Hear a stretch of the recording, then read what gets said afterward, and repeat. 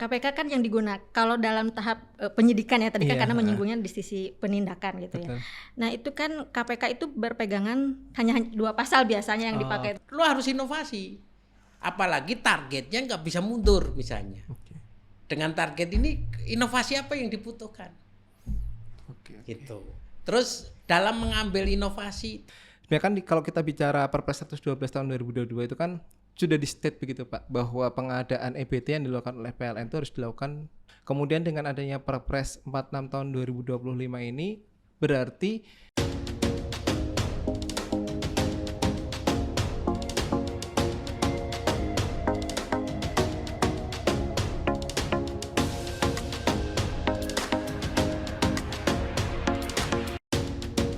Stay tune di ISR Bicara Energi.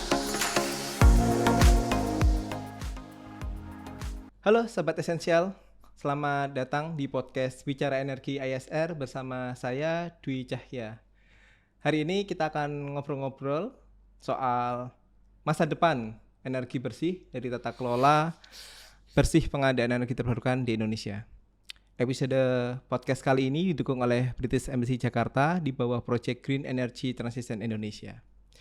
Nah, bicara tentang tata kelola bersih pengadaan energi terbarukan Indonesia, tentu kita perlu melihat tentang perencanaan sistem tenaga listrikan di Indonesia.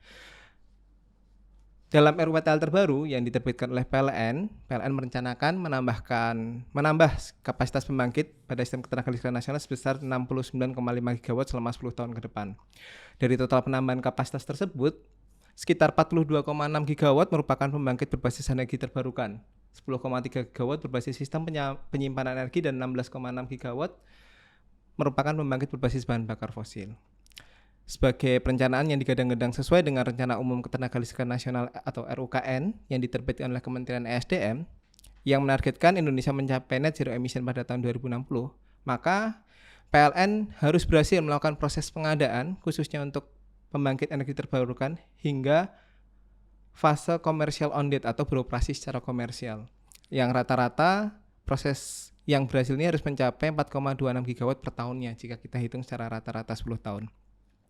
Namun berdasarkan laporan SDM semester 1 di tahun 2025 ini ada sekitar total 876,5 MW pembangkit listrik energi terbarukan yang berhasil beroperasi secara komersial. Artinya tidak sampai 1 GW untuk pembangkit-pembangkit ET ini yang bisa beroperasi secara komersial dari proses pengadaan yang dilakukan oleh PLN.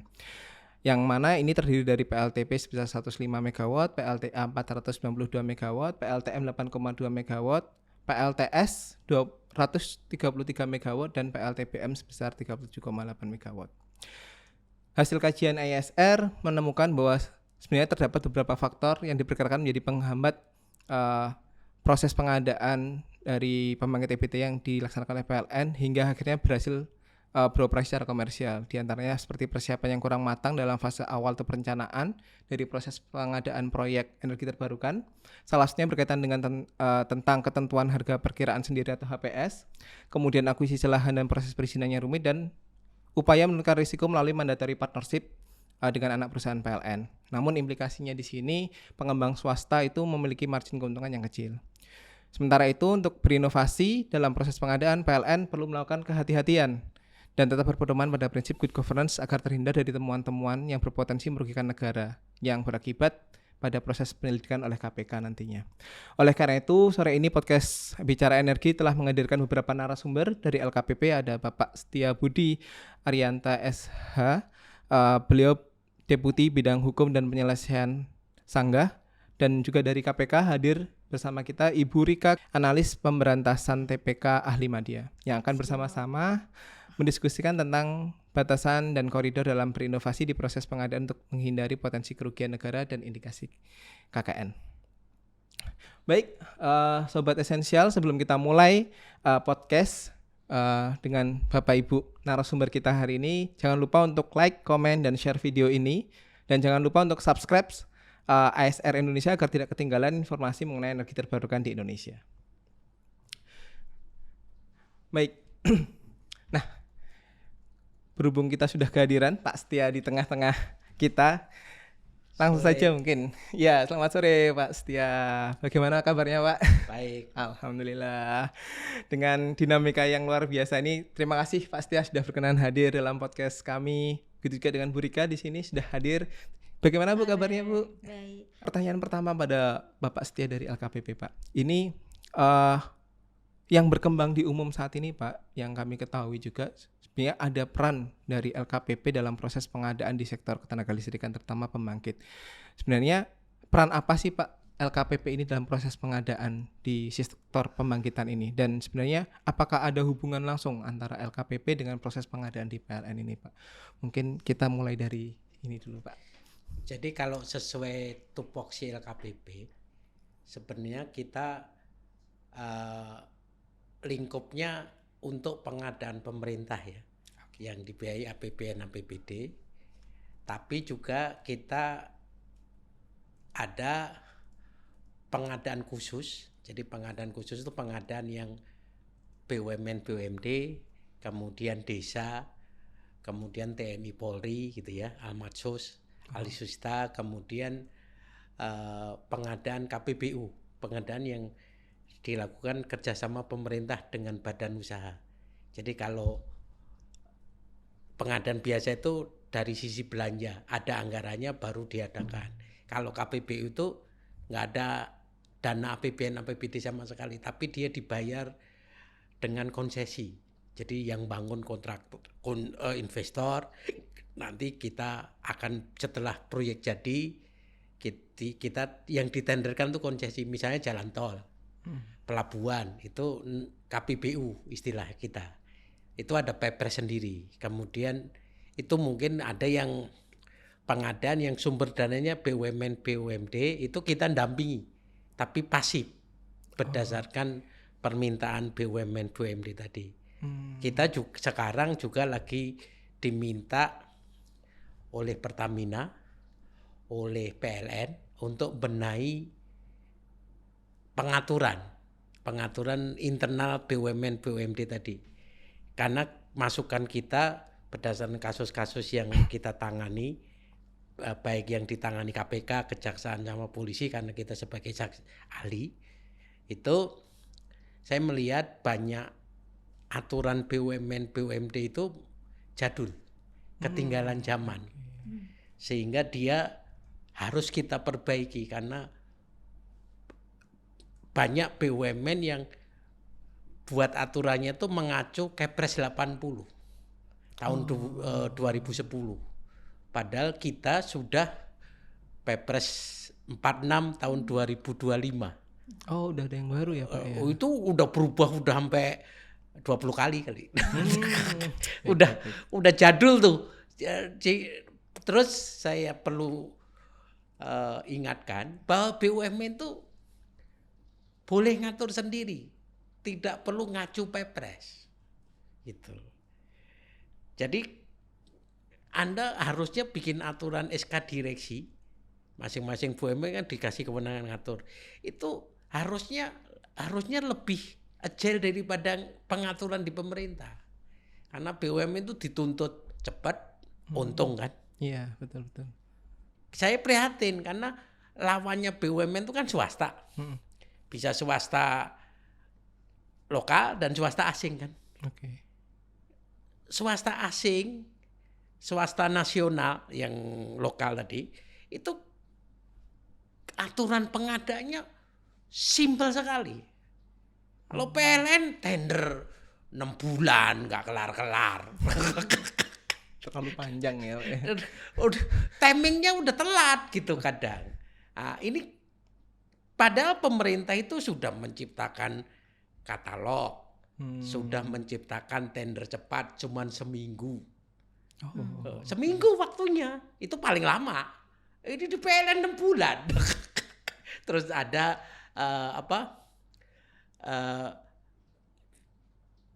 katalog tuh ada mini kompetisi, gitu, ada negosiasi gitu ya. Sekarang kan sudah digitalisasi semua kan. Iya, betul. Saya itu nangani kasus Pertamina tuh, tendernya masih manual. Zaman sekarang masukin penawaran pakai fax. Ini piye sih, saya bilang. Kita dorong nih, kebetulan saya diminta benahi PLN juga untuk perbaikan aturan gitu. Ini belum selesai, masih proses gitu ya. Mudah-mudahan nanti kita sebenarnya menyarankan gini, masukin pasal inovasi.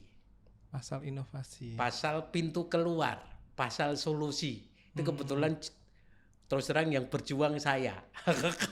Karena apa? Kalau Anda, karena politik hukum kita tuh kan tinggalan Belanda ya. Kita tuh mazhabnya ditulis dulu baru dilaksanakan kan. Kalau Inggris lebih enak, dilaksanakan baru ditulis. Padahal kalau kita ditulis dulu baru dilaksanakan, selalu bikin aturan berdasarkan kajian yang lama kan. Sehingga tidak bisa mengatasi permasalahan ke depan. Gitu. Banyak sekali undang-undang diteken, Perpres diteken, minta revisi, baru jalan seminggu. Terus saya pengalaman di BUMN itu, direksi nggak mau ngubah-ngubah aturan, takut gitu. Nah, ya itu Pak. Sebenarnya tadi kan menarik sekali ya bahwa peran LKPP di sini adalah membantu PLN dalam merumuskan kebijakan proses pengadaan yang harapannya memang memberikan solusi, ada inovasi di sana. Namun sebenarnya ketika kami yang kami dengar begitu untuk berinovasi ini kan sebenarnya PLN agak hati-hati nih Pak, khawatirnya nanti ketika berinovasi ini disidik sama KPK begitu dan lain-lainnya dari temuannya. Nah sebenarnya apakah ada sebuah standar atau good governance yang harus diikuti dari setiap tahapan-tahapan ataukah dari Perpres tadi yang terbaru terkait di 46 tahun 2025 itu apakah memang mengatur begitu Pak good governance terkait proses pengadaan yang harus diikuti yang menjadi pakem.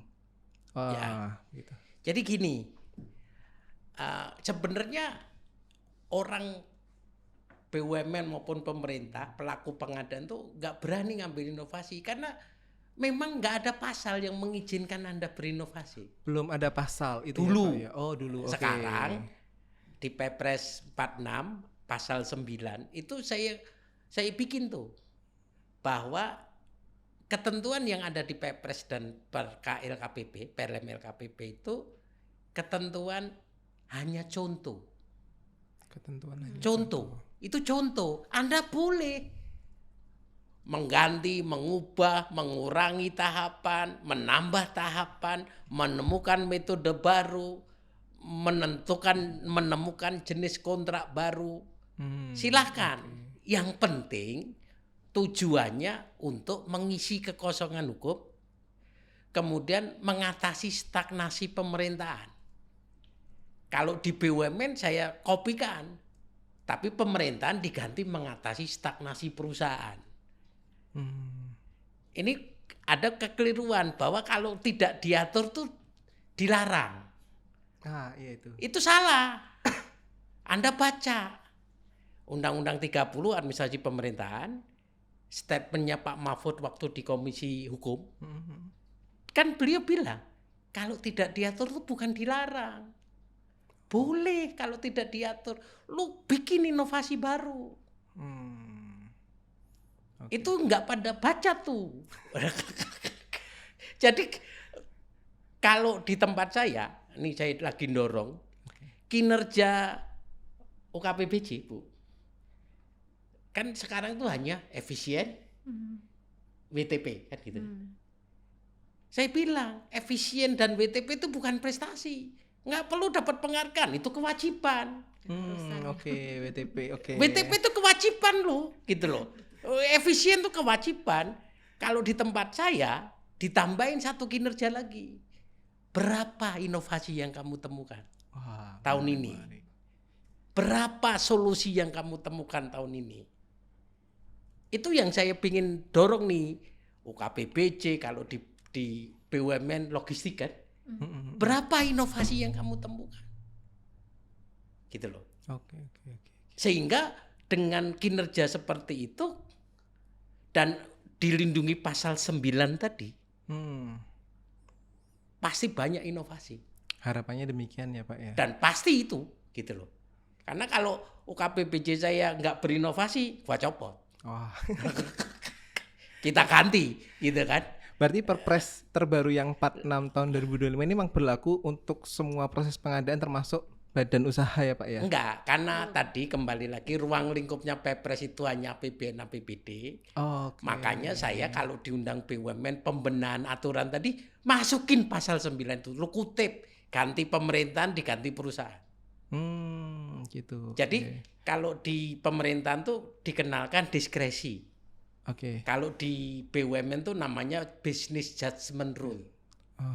Jadi orang pada ketakutan ngambil business judgment rule kan, karena katanya ditangkap KPK. Ya itu. Ditangkap padahal kan kebetulan saya sebagai ahli tuh ditangkapnya tuh bukan karena ngelanggar Perpres, bukan karena ngelanggar SK direksi. Kebanyakan ditangkap terbukti karena ada markup, ada fiktif, ada yang terima uang. Berarti gitu bukan karena inovasi. Bukan karena ngelanggar Perpres gitu loh. Karena ada indikasi markup dan ditemukan mens rea, ada bukti, ada markup, ada fiktif, ada yang terima uang. Dan padahal salah satu aja dilakukan kena ya. Ini kadang kasusnya tiga-tiganya dilakukan. Ya markup, ya fiktif, ya terima uang gitu loh. Ini tolong jangan disempitin uang dalam bentuk uang cash ya. Uang tuh apapun yang bisa dinilai dengan uang gitu. Itu teman-teman tuh kadang saya tuh kan jengkel. Saya nggak nerima uang Pak, tapi nerima cek gitu. Saya nggak nerima uang Pak, tapi nerima tanah. Itu kan bisa dinilai dengan uang gitu loh. Itu yang kadang teman-teman tapi juga gini, ini juga diskresinya APH ya. KPK sama kejaksaan itu ada beberapa yang kalau memang lu terpaksa nih. Dia tidak bisa menghindar nih. Di bawah tekanan. Enggak jadiin tersangka sama KPK.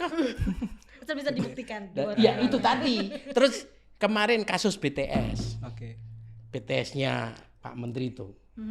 Itu jelas tuh di persidangan Pokmilnya terima duit. 200 juta dibagi 5. Baik. Atas usulan saya terus terang aja, Pak, udahlah jangan ditangkap tuh. Karena dia tidak minta. Dia cuman dikasih. Dikasih pun tidak langsung dari perusahaan. Dia dikasih dari pimpinannya. Terus akhirnya ambil kebijakan. Yang penting lu balikin. Terus buka kasusnya. Justice Collaboration kan. Akhirnya sih Pokmilnya kan ada 5 nih Bu. Ya kan di sidang dijadiin saksi kan. Saya ketawa aja. Lu terima nggak? Terima Pak, 200 juta tapi dibagi 5. Terus sekarang di mana? Udah lupa lagi? Belum Pak, lagi nyari Pak. Sudah dipakai. Tapi itu diskresi Pak. Itu diskresi. Mohon maaf Pak, bisa lebih dekat dengan mic-nya. Itu namanya diskresi APH gitu. Karena penjara udah nggak muat Pak. Baik, bisa gitu. Mungkin sedikit beralih ke Bu Rika. Tadi kan menarik ya Bu ya, sebenarnya proses pengadaan ini selama dia terpaku sama Perpres sama aturan tuh ya nggak ada masalah, tapi ternyata indikasi temuannya itu malah ditemukan pada saat pelaksanaannya begitu ya Bu. Berarti sebenarnya kalau melihat tadi sudah diatur di pasal 9 yang baru terbit Perpresnya sepertinya Pak ya, 46 tahun 2025 ini, berarti sebenarnya kalau dari sudut KPK melihat inovasi yang dilakukan ini, apakah nanti KPK akan melakukan penyidikan dari prosesnya ataukah bagaimana ya Bu ya? Ya KPK kan yang digunakan kalau dalam tahap penyidikan ya tadi kan karena menyinggungnya di sisi penindakan gitu. Betul. Ya. Nah itu kan KPK itu berpegangan hanya 2 pasal biasanya yang dipakai itu pasal 2 dan pasal 3 gitu kan ya. Nah di situ kan ada unsur-unsur yang harus dipenuhi, baik itu tadi orang atau sekelompok orang menguntungkan dirinya atau pihak lain gitu. Kemudian ada kewenangan yang digunakan, kemudian ada kerugian negara. Jadi unsur-unsur itu harus terpenuhi dulu gitu, dan biasanya memang di balik itu adalah konflik kepentingan. Konflik kepentingan. Jadi kan konflik kepentingan kadang kan tidak ada aturan secara ininya ya secara apa di undang-undang kan tidak Betul. terlalu spesifik gitu kan. Nah, bentuk kepentingan itu kan bermacam-macam variasinya dan itulah biasanya yang sering luput dari penglihatan kasat mata gitu. Itu yang harus digali, dibuktikan lah kasarnya seperti Berarti itu. harus ada pembuktian ya Bu ya. Iya, jadi tidak serta-merta langsung gitu ketika ada takut inovasi. Nah, karena memang yaitu tadi KPK juga tidak asal dalam melakukan penindakan, pasti ada hal-hal yang harus dibuktikan itu. Gitu. Tapi dari KPK itu akan melakukan penyidikan atau penindakan itu ketika nanti ada laporan ataukah memang ada inisiasi dari KPK bahwa oh ini prosesnya nggak unik nih gitu. PLN melakukan proses yang unik karena tadi ada pasal inovasi ya Pak ya misalkan gitu. Itu seperti apa ya Bu? Apakah menunggu laporan ataukah memang ada staf khusus atau divisi? Kalau sepemahaman saya nih ya, ini kami kan dari pencegahan nih Pak.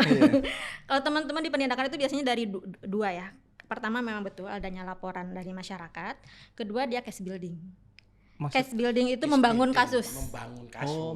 Membangun kasus. Okay. Jadi memang entah itu memang pengembangan dari kasus sebelumnya terkait gitu ya, ada terkait hal yang memang perlu dikembangkan atau memang ya ditemukan gitu, atau memang sudah ada kan teman-teman juga melakukan apa ya semacam tetaplah tanda kutip mengawasi gitu ya. Pengawasan itu yang memang ya kita kan tidak mengetahui juga dari mana asal usulnya. Artinya itu sudah ditetapkan oleh teman-teman bahwa ya ini ada case building. Case building itu tadi tidak harus dari pelaporan gitu. Kalau pelaporan laporan masyarakat itu juga ada pemilahannya, tidak serta-merta setiap laporan langsung ditindaklanjuti ke penindakan gitu kan.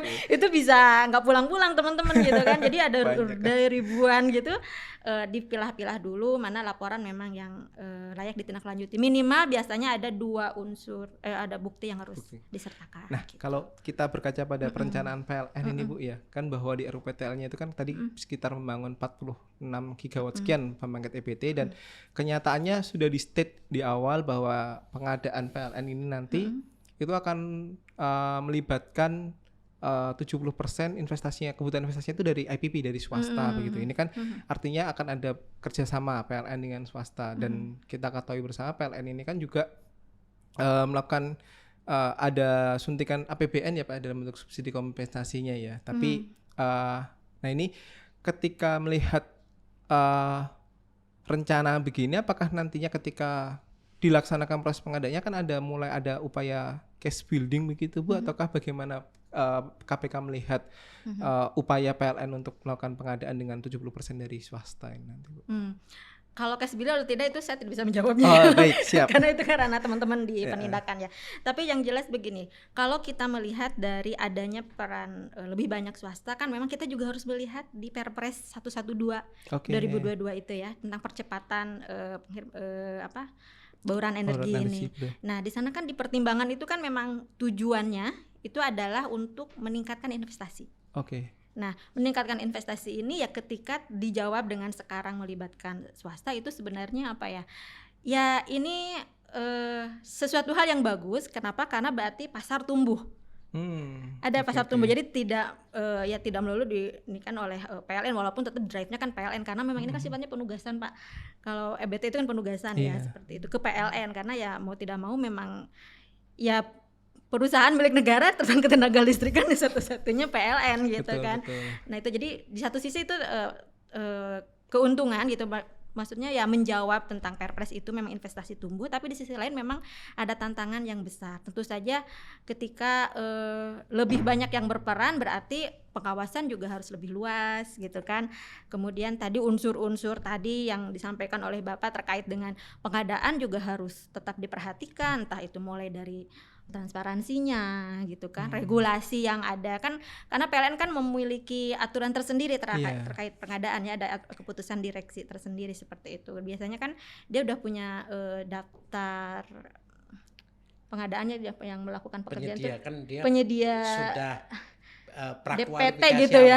Ada listnya daftar tuh. Penyedia terpilih itu ya betul Pak, itu daftar penyedia terpilih karena kan ya konstruksi ketenaga listrikan kan bukan sesuatu hal yang umum ya kan hanya dimiliki keahliannya oleh tertentu lah gitu. Jadi ya itu walaupun sifatnya terbuka tapi tentu melihat keteknisannya juga gitu sih. Nah, ini terkait Perpres 112 tadi Pak, dan juga inovasi di pasal 9 di Perpres 46 tahun 2025. Sebenarnya kan kalau kita bicara Perpres 112 tahun 2022 itu kan sudah di state begitu Pak, bahwa pengadaan EBT yang dilakukan oleh PLN itu harus dilakukan, saya lupa klausulnya apakah harus atau sebaiknya, tapi yang jelas disebutkan di situ melalui proses pengadaan pemilihan langsung dan penunjukan langsung begitu. Kemudian dengan adanya Perpres 46 tahun 2025 ini berarti PLN sebenarnya bisa membuat SK baru dengan menggabungkan gitu ya pasal di Perpres 46 2025 dengan dan Perpres 112, ataukah PLN tetap harus mengacu ke pasal Perpres 112? Terus terang LKPP nggak dilibatin pembuatan Perpres itu. Oh, yang 112 ya Pak ya. Nah, sehingga kita terus terang kita agak terkaget-kaget kadang. Kadang konsep pengaturan pengadaannya ya, padahal metode itu tidak hanya 2 itu. Iya, banyak ya Pak sebenarnya ya Pak metodenya. Terus tidak ada pasal inovasi tadi. Iya, oke. Sehingga kalau saya ngasih saran ya. Oke. Dengan berpedoman Undang-Undang 30 administrasi pemerintahan, itu bisa ngambil diskresi. Diskresi itu diputuskan oleh pejabat negara. Dan diskresi itu boleh nganggar aturan. Oh, oke. Itu di Undang-Undang 30. Yang penting kata kuncinya tidak konflik kepentingan. Jadi ngambil keputusannya, saya keluar dari Perpres asalkan tujuannya tadi untuk mengatasi stagnasi perusahaan, mengatasi stagnasi pemerintahan, untuk kalau ada kekosongan hukum untuk mengisi kekosongan hukum tadi. Pembuktian bahwa tidak terjadi konflik of interest-nya bagaimana? Ya itu kan masing-masing ya. Okay. Kalau saya pengalaman pribadi ya, saya ngambil diskresi itu berkali-kali. Oh. Okay. Dan kalau saya tidak konflik kepentingan, pasti saya nggak akan ngambil untung dari situ. Gitu loh. Tujuannya untuk negara gitu. Itu yang kadang teman-teman nggak bisa karena ada konflik kepentingan, mutuskannya nggak jernih, nggak fair. Dan saya nyorotin ini, harusnya kan pengadaan itu kan harus dilihat pasar. Oke, lihat pasar, benar. Apakah ini bisa swasta? Apakah ini gabungan? Itu kan mestinya dicek pasar dulu. Terus saya kan kadang gini, oke, harus cepat. Logis enggak? Ada yang sanggup enggak? Kalau secara teknis enggak sanggup, ya jangan dipaksain selesai besok. Karena Bandung Bondowoso sama Sangkuriang udah mati, gitu kan? Ini nggak kadang bisa saya semalam jadi ya Pak ya. Saya pengalaman nih, ini kan pemerintah kan banyak program prioritas tuh. Iya betul. Ternyata saya ngasih tahu ke Pak Presiden, ngasih tahu ke Menteri itu, kalau dikasih tahu alasannya logis, nurut kok. Yang penting ada solusi. Yang penting proyek ini jalan, nggak stuck. Oke. Gitu loh. Pak Presiden, kalau nggak bisa sekarang, selesainya kapan? Tapi logis. Pak, ini nggak bisa Pak, ngeringin beton nggak bisa sehari Pak. Oke. Ini nggak mungkin nih, ini harus impor nih Pak. Nggak mungkin sebulan jadi gitu loh. Jadi kadang pimpinan itu nggak berani jelasin ke pimpinan tertinggi tadi. Oke. Padahal kalau bisa dijelaskan Pak, ini pasarnya nggak mungkin Pak, nggak ada yang merespon nih, gitu. Baik. Sehingga metodenya harusnya dibuka aja, jangan hanya 2 metode gitu loh. Saya ini untuk program prioritas Pak. Oke. Kan tunjuk langsung kan ke 1. Tapi saya ciptakan metode baru, penunjukan langsung dengan kompetisi. Oh, bagaimana itu Pak konsep penunjukan langsung dengan kompetisi? Kan pada nggak tahu kan? Iya. Kalau 1 lu nego nggak punya kapasitas, bahaya. Negonya nggak bener. Meskipun kita nggak punya konflik interest, bisa ketipu sama penyedia yang 1 tadi loh. Untuk mengatasi kelemahan saya kompetisikan. Penyedia yang mampu kita undang semua. Kompetisi harganya saja. Kompetisi harga. Seminggu jadi. Oke. Gitu. Jadi nggak saklek baca ini tunjuk langsung. Lu mampu nggak negosiasi? Tapi tetap ada persyaratan teknikal dan iya kan lulus teknis dulu. Oke. Nanti baru lu masukin penawaran. Harga ya. Baru di situ adu harga ya Pak ya. Adu harga. Terus misalnya nih untuk energi, saya udah bilang ke PLN, kenapa sih kamu nggak performance based contract? Oke. Apa itu Pak performance based contract? Performance based contract kalau konvensional itu kan tahapannya kan perencana, pengawas atau MK ya, terus kontraktor kan. Iya. Itu tendernya pasti ribut tuh. Lu speknya ngarah ke teknologi Jerman, dipanggil KPPU, kan nggak boleh ngarah merah. Lu itu pindah di tender lagi, batal lagi karena ngarah ke Jepang. Spesifik teknologi tertentu ya. Jadi tuh merujuk proses tendernya setahun tuh. Saya belajar dari Denmark, Jerman, itu tendernya itu jasa lainnya. Lu keluar energi per kWh lu nawar berapa? Gua nggak nentuin speknya, pokoknya dalam 6 bulan lu bangun tuh pembangkit yang sesuai dengan spek yang pokoknya energinya terbarukan sekian, gitu ya. Begitu keluar listriknya, lu nawar berapa per kWh? Cepet itu Pak, 3 bulan kelar tuh. Tapi tetap harus ada batasan kriteria. Iya kan kita yang ada kriteria standar minimalnya apa? Oke, ya betul. Jadi saya lagi benahi sampah tuh, pengadaan sampah tuh, pengelolaan sampah kan isunya sama kan? Iya, harus yang energi terbaru kan PLTSA ya. Kan gini, kan orang selalu listrik tenaga sampah kan gitu. Betul. Itu kalau lu tentukan itu ya susah, teknologinya terbatas. Saya bilang, gua punya sampah, lu angkut, lu musnahkan, per ton lu nawar berapa? Teknologinya bebas, terserah. Jadi saya nggak dipanggil KPPU, Bu. Nggak ada report, ini mengarah Jerman nih, ini mengarah Singapura nih. Pokoknya yang penting sampah gua dari rumah tangga, lu angkut, lu musnahkan, gua nggak pusing bikin TPS, gua nggak pusing bayar pasukan kuning, gua nggak pusing beli truk, ganti ban. Itu 6 bulan tuh nggak kelar-kelar tuh. Karena udah di handle sama pemenangnya dengan harga per ton tadi. Ini jasa lainnya. Terus supaya efektif, kontrak performance itu minimal 10 tahun. Nah, kontraknya 2 tahun. Nggak ada yang nawar kalau performance itu. Tapi kalau di energi terbarukan itu kontraknya sebenarnya 20 sampai 30 tahun sebenarnya, Pak. Iya. Tapi aman ya, itu, Pak ya. Iya, makanya dilihat dulu nature bisnisnya kayak apa. Nentukan masa kontrak tuh dilihat dari nature bisnisnya. Terus perlu izin multi-use kan? Karena kalau di tempat saya multi-use maksimum 3 tahun. Saya ada inovasi kontrak payung. Bisa 20 tahun tanpa izin multi-use. Gitu. Ini sedang kita dorong. Lu kenapa sih pikirannya masih konvensional?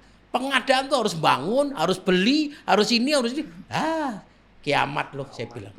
Menarik. Kita kembali ke Bu Rika. Ini terkait harga tadi, Bu. Jadi kan ada HPT di Perpres, kemudian HPS ternyata di PLN untuk proses pengadaan ini. Bagaimana KPK melihat adanya HPT dan HPS dalam proses pengadaan ini, Bu, sebenarnya? Baik. Tadi ya, HPT itu kan harga patokan tertinggi ya. Betul. Selling price-nya itu. Jadi sebenarnya lagi-lagi ke tujuan Perpres ini. Perpres ini kan untuk tadi menarik investasi gitu ya. Jadi kenapa pemerintah menetapkan HPT sebagai acuan tertinggi. Nah, kemudian kita juga harus melihat bahwa HPT ini kan sebenarnya proses peralihan dari, kalau dulu kan kita menggunakannya BPP setempat. Ya, BPP setempat dalam pembelian listrik seperti itu ya. Nah, dengan adanya HPT ini ternyata memang cukup tinggi dalam lampiran yang ada di Perpres itu kan cukup tinggi. Nah, justru yang kami kemarin kritisi adalah bagaimana penyusunan HPT tersebut. Jadi apakah formulanya seperti apa gitu kan, kemudian penyusunannya transparan atau tidak, kredibel atau tidak. Kenapa? Karena tadi lagi-lagi itu berpengaruh terhadap pembelian oleh PLN nantinya gitu. Kemudian dikaitkan dengan HPS. Nah, boleh lebih dekat dengan kemudian dikaitkan dengan HPS. Memang HPS ini kan yaitu kewenangan PLN untuk menyusun sesuai dengan formulasi internal mereka lah gitu. Lagi-lagi kemana, ke bisnis lihatnya. Karena HPS itu kan pendekatannya ya sesuai dengan pasar seperti itu kan ya. Nah, inilah yang kita lihat kemarin itu. Jadi kalau penggunaan HPS ya sebenarnya ya sah-sah saja ya, karena kan itu memang sudah diatur di keputusan direksi mereka bahwa ketika akan melakukan pengadaan ya memang HPS yang dipakai. Jadi HPT itu sebagai hanya patokan aja ya, karena memang ya tadi namanya juga patokan teratas gitu. Kemudian HPS adalah sebenarnya harusnya lebih menggambarkan harga pasar, kondisi pasar. Jadi sebenarnya tidak masalah menurut kami pada saat melihat Perpres kemarin. Tapi kita juga harus melihat tadi bagaimana menyusun hal itu. Gitu. Berarti kalaupun nanti ada harga yang ditetapkan itu masih di antara HPS dan HPT, itu tidak akan jadi temuan bagi KPK ya Bu ya? Ya kita lihat nanti kan ya, nanti kalau tidak hanya bisa dilihat dari itu gitu. Temuan KPK itu bukan hanya dilihat dari ini ada nilai di atas HPS gitu. Tidak hanya itu, tapi ada hal lain yang mungkin kita lihat. Kenapa ini di atas HPS, kan itu juga harus dilihat. Betul. Kenapa behind the scene-nya apa gitu. Kenapa ini tidak sesuai, bagaimana sih kemarin kok PLN nyusun HPS-nya bisa sekian gitu. Ternyata pasarnya sekian gitu. Karena lagi-lagi tadi kalau ya investor kan ngelihatnya HPT ya, HPT tinggi maka mereka tertarik untuk berinvestasi. Ternyata pada kenyataannya HPS-nya kecil, jadi mereka juga agak mundur lagi gitu. Nah itu yang dilematis ini yang mungkin perlu kita lihat adalah dalam penyusunannya justru seperti itu. Nah ini saya ke Pak Setia. Ini sebenarnya kan menariknya itu Pak, HPS ini yang kami dapatkan informasinya itu HPS ini ternyata ada yang terbuka yang dilakukan oleh PLN, ada yang ternyata tidak terbuka. Sehingga memang menjadi sebuah pertanyaan, apakah sebenarnya HPS ini merupakan sebuah informasi yang tidak boleh diungkap, ataukah sebenarnya dia boleh diungkap dalam proses pengadaan? Ini sepertinya perlu mendapatkan penjelasan dan pelurusan ini Pak terkait ini. Karena informasinya juga HPS ini kalau ditutup alasannya menjadi salah satu bahan evaluasinya PLN gitu. Mungkin bisa disampaikan. Jadi Pak. Kalau sebenarnya praktek pengadaan mau internasional maupun kita ya, ada nggak perlu HPS. Nggak perlu HPS. HPS itu pagu, jadi sama dengan pagu. Yang tadi kalau di sini HPT ya, itu pagu maksimum, itu sama. Ada yang butuh HPS. Kenapa nongol HPS itu dulu latar belakangnya? Karena waktu bikin perencanaan anggaran, jadi di pengadaan itu ada 3 harga Mas. Harga perencanaan itu harga pagu. Ini disusun survei tahun sebelumnya kan. Proyek 2026 kan penganggarannya udah dimulai sekarang. Nah, kan surveinya sekarang. Nah, kemudian ini menjadi batas atas. Lah ada kelemahan kenapa kita butuh HPS, karena waktu nyusun pagu tuh kadang nggak disurvei.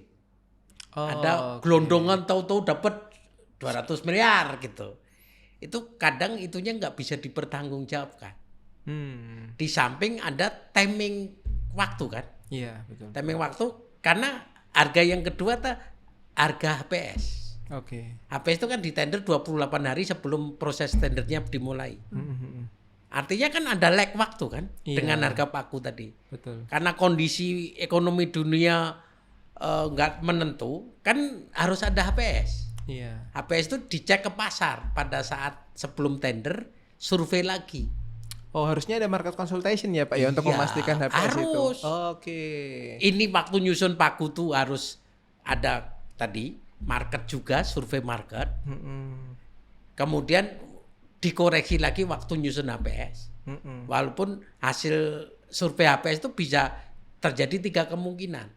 3 kemungkinan tuh HPS-nya sama dengan paku, berarti nggak ada pasarnya nggak berubah. Nggak masalah kan? Ada HPS-nya turun, pasarnya turun nih. Ya harus turun mestinya. HPS-nya jangan dipentokin paku. Nah. Kalau misalkan pasarnya minta harga naik, berarti HPS boleh naik, Pak. Selama tidak lebih kembali baku. lagi kalau di tool kita, kalau hasil surveinya misalnya gara-gara perang Ukraina kemarin, gara-gara Israel ngebom Palestina harga itu, minyak naik. atau Doha kemarin kan, itu kan mempengaruhi fluktuasi harga. Betul. Terutama barang-barang impor kan, mempengaruhi kurs dolar kan. Betul, Pak. Begitu ada reshuffle, Bu Menteri diganti gitu kan, langsung harga naik kan.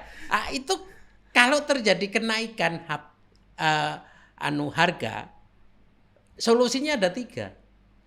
Minta revisi pakunya ditambah dong. Kalau ternyata revisi paku kan ke DPR kan, atau ke kalau PLN ke direksi. Ke komisaris misalnya. Kalau itu nggak bisa, revisi volume atau spek. Speknya diturunin. Untuk HPS yang segitu ya, Pak. Karena kalau dipaksakan tender atau ngundang investor pasti gagal. Itu namanya lu bunuh diri. Udah tahu di pasaran segini, kenapa lu paksakan HPS segini? Itu namanya buang waktu. Sia-sia tuh Anda. Gitu. Walaupun itu di tengah-tengah proses pengadaan, tapi diperbolehkan ya Pak merubah HPS. Kalau di ketentuan pemerintah bisa. Ini kan lucu kan, udah tahu pasar harganya naik nih. Kenapa lu paksain? Itu namanya buang waktu, buang biaya proses kan. Berarti harusnya di SK-nya direksinya PLN juga ada mekanisme itu ya Pak, merevisi Kembali HPS. lagi kalau ada pasal inovasi itu mestinya bisa. Pasal inovasi dan solusi. Mestinya bisa gitu loh. Siap. Jadi mekanisme revisi paku kan mestinya diusulkan. Saya itu kadang ngritisi kan, menentukan batas atas. Iya. Itu kan teman-teman itu kan surveinya udah lama. Iya, betul. Kondisinya udah beda. 2021. Lalu ini sekarang 2025. Ini kan ekonomi di dunia kan tidak menentu gitu loh. Betul. Harusnya di cover itu. Itu, Pak.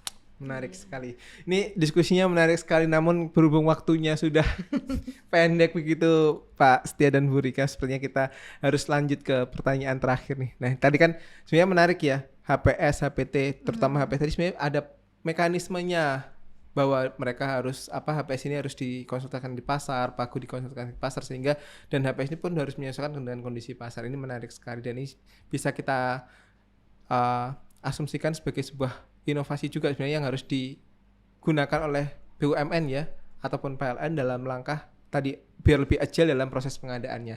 Mungkin satu pertanyaan terakhir untuk Bu Rika dan Pak Setia untuk terkait inovasi di proses pengadaan. Dari Pak Setia terlebih dahulu. Kira-kira apa Pak yang harus diperhatikan nih oleh para CSO ataupun oleh para tim internal PLN jika ingin melakukan inovasi dari proses pengadaan untuk pembangkit ET, karena targetnya besar ya Pak ya, 4,26 gigawatt per tahun harus bisa komersial secara ekonomi begitu, beroperasi secara komersial nih pembangkit-pembangkitnya. Sementara historinya nggak sampai 1 giga nih Pak. Apa Pak kira-kira yang harus diperhatikan? Yang perlu diperhatikan itu inovasi wajib. Inovasi wajib, Kalau Anda nggak inovasi, udah Anda akan mati sendiri. Terus saya lagi, lo harus inovasi. Apalagi targetnya nggak bisa mundur misalnya. Dengan target ini, inovasi apa yang dibutuhkan? Gitu. Terus dalam mengambil inovasi tidak boleh ada konflik kepentingan. Penting. Karena kalau lo ada konflik kepentingan nggak jernih tuh. Ngambil inovasinya pasti nggak jernih tuh. Kalau Anda sudah perdirnya direvisi, masukin pasal inovasi tadi, pasal 9 dikutip ulang, kemudian lakukan kajian waktu ngambil inovasi, tidak ada konflik kepentingan, insya Allah target itu tercapai. Amin. Gitu. Baik, terima kasih. Kalau dari Bu Rika, kiat atau prinsip atau faktor nih Bu yang perlu diwaspadai jika nantinya dilakukan inovasi di proses pengadaan agar tadi tidak menimbulkan kerugian negara, kira-kira apa ya Bu? Secara umum tentu saja akuntabel ya. Akuntabel, oke. Itu kan memang ya prinsip umum yang sepertinya mudah terucap tapi dalam pelaksanaannya kadang suka terbentur seperti itu.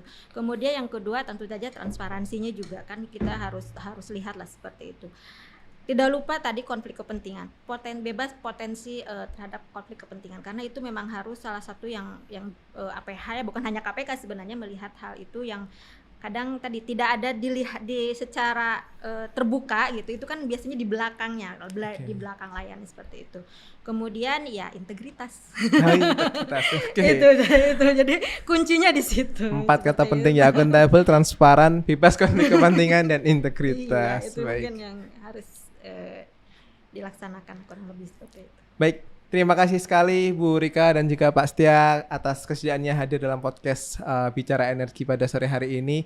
Terima kasih banyak untuk Sobat Esensial yang sudah menonton dan sekali lagi jangan lupa untuk subscribe ISR Indonesia dan dengarkan episode podcast kita yang lainnya. Dan jika ingin rekan-rekan Sobat Esensial membaca hasil studi-studi ISR, bisa langsung kunjungi website ISR di www.isr.or.id dan jangan lupa sekali lagi follow media sosial ISR untuk selalu update tentang perkembangan energi terbarukan di Indonesia.